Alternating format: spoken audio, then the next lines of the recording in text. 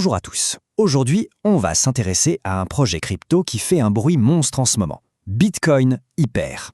Un nom qui sonne comme une grande promesse et qui a attiré une attention assez folle.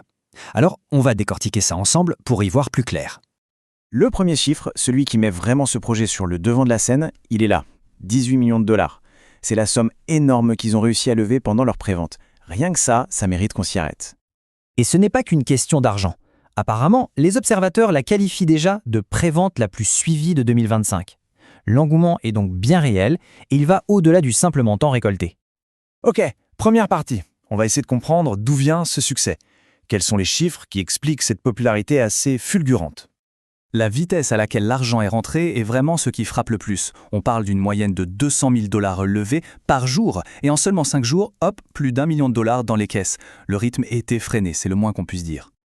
Et pour illustrer à quel point certains y croient, il y a cette anecdote d'un seul investisseur qui a mis plus de 70 000 dollars en une seule semaine. C'est un signe de conviction individuelle très, très fort. Bon, ces chiffres sont impressionnants, c'est clair. Mais qu'est-ce qui motive les gens à mettre autant d'argent? Quelle est la promesse derrière tout ça? C'est ce qu'on va voir dans cette deuxième partie.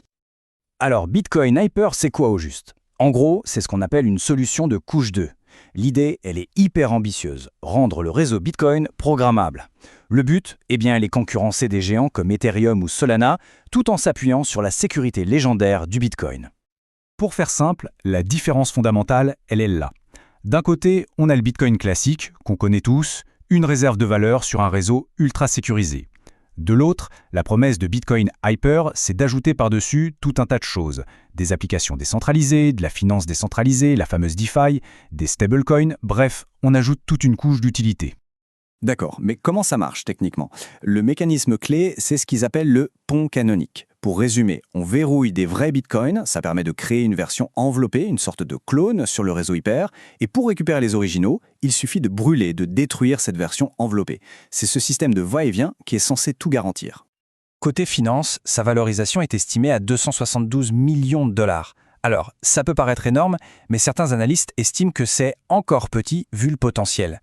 Et c'est justement ce potentiel qui nourrit tout le concept de BTC 2.0, l'idée de marier la valeur de Bitcoin avec une utilité complètement nouvelle. Une promesse forte, des chiffres qui donnent le tournis. Franchement, la question se pose, est-ce que tout ça, ce n'est pas un peu trop beau pour être vrai? Et cette question, elle nous amène tout droit à notre troisième partie. On va essayer de confronter le battage médiatique, la hype, avec la réalité du terrain et les risques qui vont avec. Parce que oui, il y a plusieurs points qui font tiquer. D'abord, des doutes techniques. La qualité du site web semble un peu légère par rapport à l'ambition d'un BTC 2.0. Ensuite, on se demande si tout cet engouement est vraiment pour la technologie ou juste pour la spéculation classique des préventes. Et enfin, la fiabilité des données pose question. Les auditeurs sont peu connus et les chiffres, ils sont invérifiables tant qu'ils ne sont pas inscrits sur la blockchain. Ce qui nous amène au point le plus crucial, la phrase à retenir. Tous les chiffres sont à prendre avec des pincettes. C'est un avertissement qui vaut de l'or et qui s'applique d'ailleurs à toutes les préventes, sans exception. Il faut dire que la réalité statistique du secteur est assez brutale. Pour les projets en prévente, regardez bien. Près de 78% finissent par échouer, ils partent à la casse. Seuls 10% connaissent un succès vraiment explosif. Le risque est donc statistiquement très élevé. Alors, avec toutes ces cartes en main, le pour et le contre, qu'est-ce qu'on doit retenir en tant qu'investisseur potentiel? C'est l'objet de notre dernière section. Le conseil le plus direct, le plus honnête qu'on puisse donner, il est là. Et il est sans détour. On peut tout perdre. Pour ce type de projet, il faut vraiment partir du principe qu'une perte totale du capital est une issue tout à fait possible. Pour résumer, il y a 3 règles d'or qui se dégagent. 1. Faire ses propres recherches. 2. Considérer cet investissement pour ce qu'il est, c'est-à-dire une opération à très haut risque.